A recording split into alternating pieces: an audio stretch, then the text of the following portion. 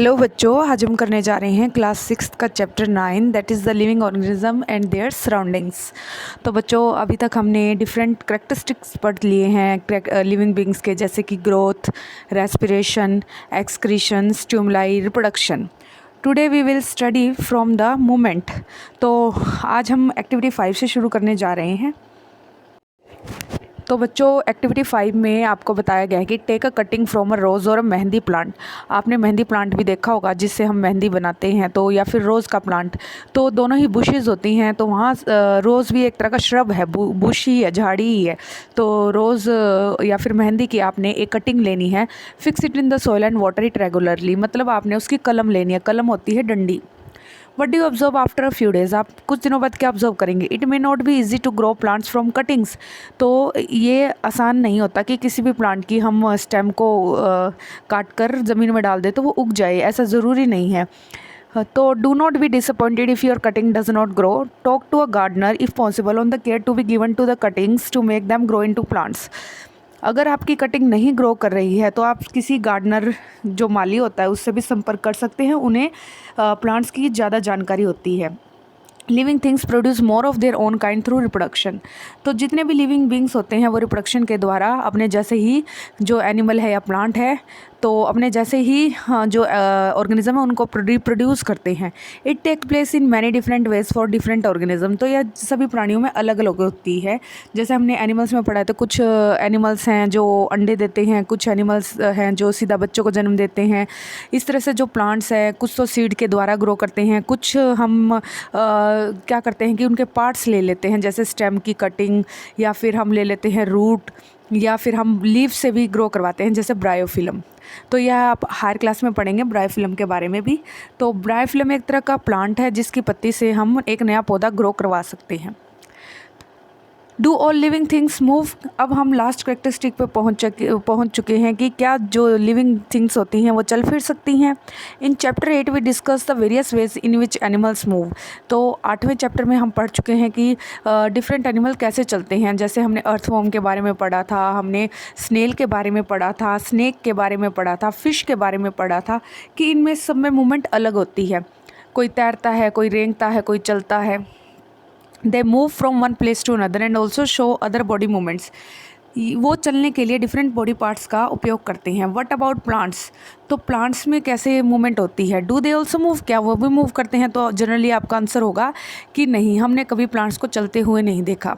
Plants are generally anchored in soil as they do not move from one place to another. तो बच्चों, plants चल फिर नहीं सकते। However various substances like water, minerals and the food synthesized by them moves from one part of the plant to the other. तो इसका मतलब ये है कि जो पौधा होता है वो खुद चल फिर नहीं सकता, लेकिन उसके अंदर जो मिनरल्स है वो एक जगह से दूसरी जगह जाते हैं। जैसे पत्ती जो खाना बना रही है वो पत्तियों से डिफरेंट पार्ट्स तक पहुंच रहा है, तो अंदर मूवमेंट ज़रूर होती है, वाटर की, मिनरल की, या जो फूड बनाया जा रहा है पौधे के द्वारा। Have you noticed any other kind of movement in plants? उसके अलावा आपको कुछ मूवमेंट दिखाई देती है? ओपनिंग और क्लोजिंग ऑफ फ्लावर्स। तो बच्चों, कहने को तो हम कहते हैं कि हम जो चीज़ एक जगह को छोड़कर दूसरी जगह तक नहीं चल फिर सकती, हम पौधों को ऐसे ही मानते हैं कि वो अपनी जगह छोड़कर दूसरी जगह नहीं जा सकते। तो इसका मतलब है कि वो चल फिर नहीं सकते, लेकिन ऐसा नहीं है। पौधों में भी कुछ मूवमेंट होती है। देखो, जो हमारा चलने फिरने की गतिविधि है वो दो प्रकार से होती है। एक तो होता है लोकोमोशन। लोकोमोशन में होता है कि हम पॉइंट ए पे थे और फिर हम पहुंच गए पॉइंट बी पर। और लोकोमोशन के अलावा मूवमेंट होती है जो किसी भी प्राणी में किसी भी प्रकार से हो सकती है। उसके लिए चलना फिरना ज़रूरी नहीं है। जैसे कोई भी प्लांट है, वो फ्लावर बंद हो रहा है, खुल रहा है, तो वो क्या है? मूवमेंट ही है। Do you recall how some plants show movement in response to certain stimuli. जैसे हम स्टिमुलाई के केस में पढ़ चुके हैं, जो टच मी नोट का पौधा होता है, छुई मुई, तो आप जैसे ही उसको टच करते हैं उसकी पत्ती को, तो वो एकदम से बंद हो जाता है। तो वो क्या है? वो भी एक तरह का मूवमेंट है। We also have some non living things moving, of course a bus, car, a small piece of paper, clouds and sun. तो इसके अलावा नॉन लिविंग थिंग्स भी चलती फिरती हैं, जैसे bus, car, small piece of paper. तो is there something different in this movement from the movement of living beings? क्या जो उनकी जो स्पीड है या चलने की जो क्षमता है हमसे बिल्कुल अलग है?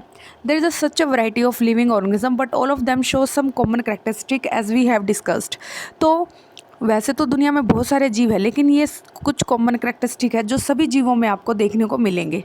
Yet another common characteristic is that living beings die. तो अब हमने एक और नया करैक्टरिस्टिक पढ़ा है, जो इस दुनिया में आया है वो ज़रूर जाएगा।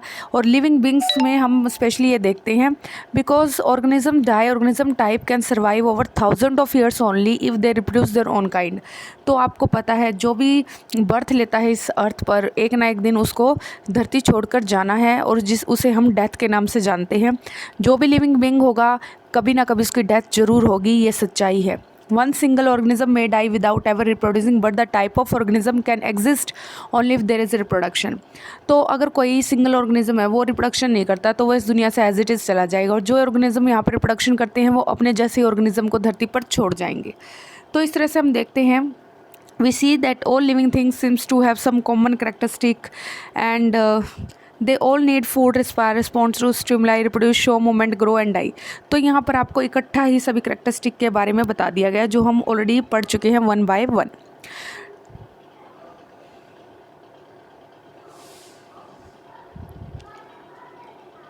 Do we find some non living things that also some of this characteristic. तो हमने कुछ मिलते जुलते करेक्टर नॉन लिविंग थिंग्स में भी देखे हैं, जैसे कार है, बाइसाइकिल है, वो भी तो चलती है। वाटर इन द रिवर, वो भी मूव करता है। The moon moves in the sky, a cloud grows in size, can such things be called living. तो इन मूवमेंट के बेस पर क्या हम इन चीज़ों को भी लिविंग कह सकते हैं? We ask ourself, do this object also show all other characteristic of living things.